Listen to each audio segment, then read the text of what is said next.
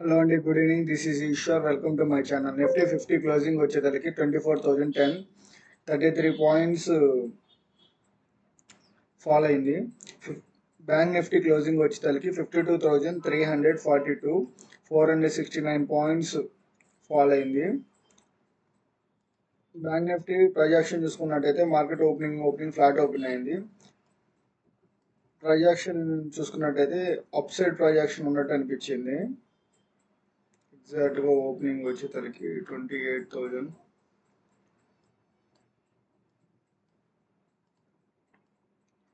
ఈ projection base మీద నేను అప్ సైడ్ ట్రేడ్ తీసుకున్నాను, ఎందుకంటే ఈ లెవెల్ బ్రేక్ అయితే మార్కెట్ పైకి వెళ్ళే ఛాన్సెస్ ఉంది అనుకొని. కానీ ఇక్కడ నుంచి రివర్స్ అయింది, దానివల్ల నేను లాస్ తీసుకున్నాను. యాక్చువల్గా నేను నిన్నటి అనాలిసిస్ ప్రకారం అంటే నిఫ్టీలో చెప్పాను నేను ఒక రెడ్ క్యాండిల్ పడే ఛాన్సెస్ ఉండిద్దని. బట్ బ్యాంక్ నిఫ్టీలో కూడా ఒక రెడ్ క్యాండిల్ వచ్చే ఛాన్సెస్ ఉండేది, ఎందుకంటే ఆల్రెడీ ఒక రెడ్ క్యాండిల్ ఉంది, దాని ఫాలో త్రూ పడిద్దని నేను అనుకున్నాను. కానీ మార్కెట్ సెంటిమెంట్ చూస్తే మార్కెట్ ఫ్లాట్ ఓపెన్ అయ్యి అంటే ఒక డైలీ టైం ఫ్రేమ్లో ఎగ్జాక్ట్గా చెబుతున్నానండి. ఒక డైలీ టైం ఫ్రేమ్లో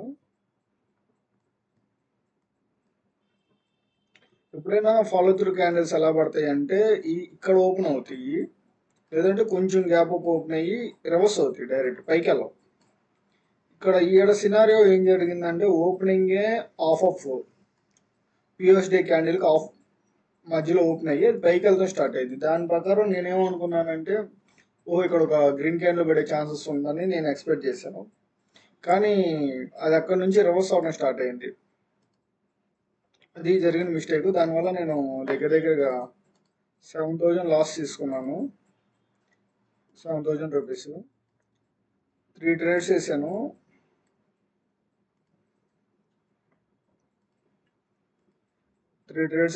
ఒకటి ఫస్ట్ 52,900 పుట్ని సెల్ చేసాను, అంటే అంటే పైకి వెళ్ళేదండి మార్కెట్, అది వర్క్ అవ్వలేదు. తర్వాత 52,800 పుట్ని సెల్ చేశాను, అది స్టాప్ లాస్ హిట్ అయింది. తర్వాత నా వ్యూ డైరెక్షన్ నేను మార్చుకున్నాను, ఎందుకంటే సినారియో మారిందని నాకు అనిపించింది. పిఎస్డే లో బ్రేక్ అయితే అప్పుడు 53,000 కాల్ సెల్ చేశాను. సెల్ చేసిన తర్వాత అప్పటికే మూమెంట్ అయిపోయి ఉంది, 1:1 ఇచ్చింది.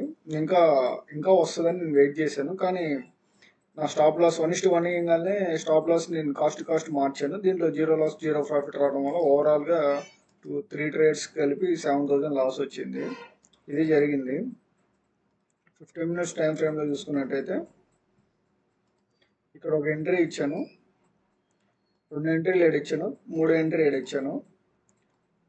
యాక్చువల్గా అయితే ఏడు ఎంట్రీ ఇచ్చినట్టయితే up to year 1 to 1 target 1 వచ్చేది.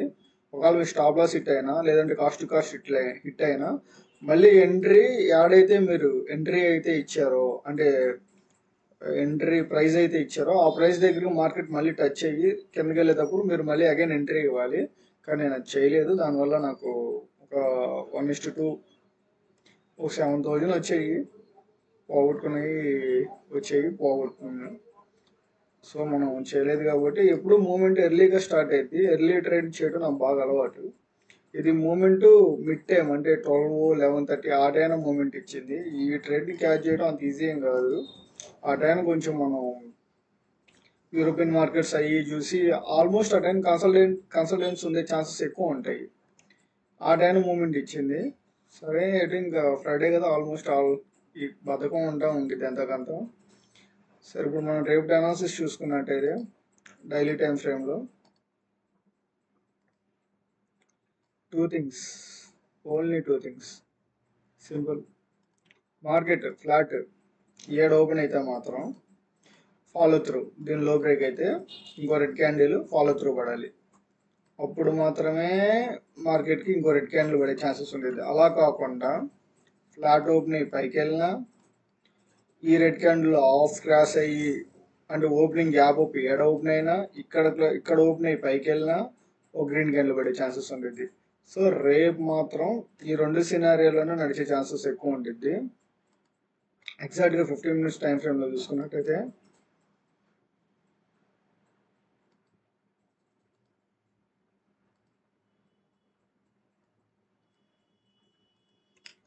మార్కెట్ కానీ ఇక్కడ కానీ ఓపెన్ అయ్యి దీన్ని లో బ్రేక్ చేస్తే మనం సెల్ చేస్తాం. ఇక్కడ ఓపెన్ అయ్యి ఒకవేళ ఇలా ప్రైస్ యాక్షన్ బేస్ చేసుకొని దీని హై బ్రేక్ చేస్తే మనం బయింగ్ సైడ్ చూస్తాం.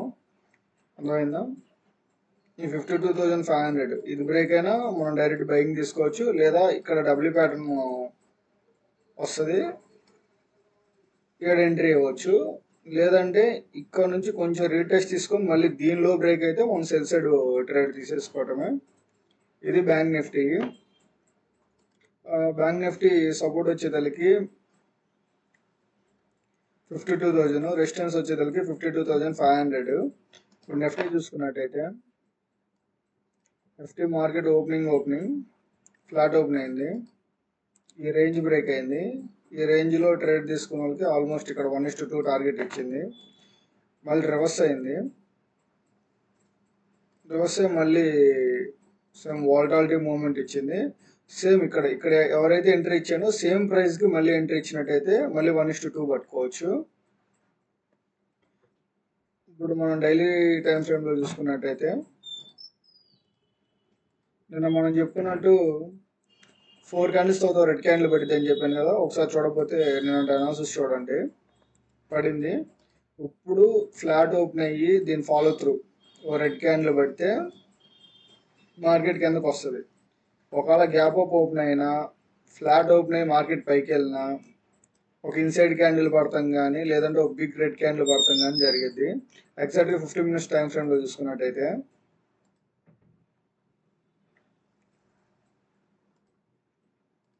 మార్కెట్ ఫ్లాట్ ఓపెన్ అయ్యి దీని లో బ్రేక్ అయితే మనం సెల్ సైడ్ ప్లాన్ చేస్తాము.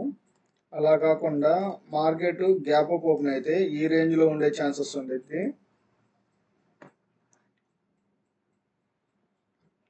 లేదండి సపోర్ట్ వచ్చేదానికి 24,000, రెసిస్టెన్స్ వచ్చేదానికి 24,500.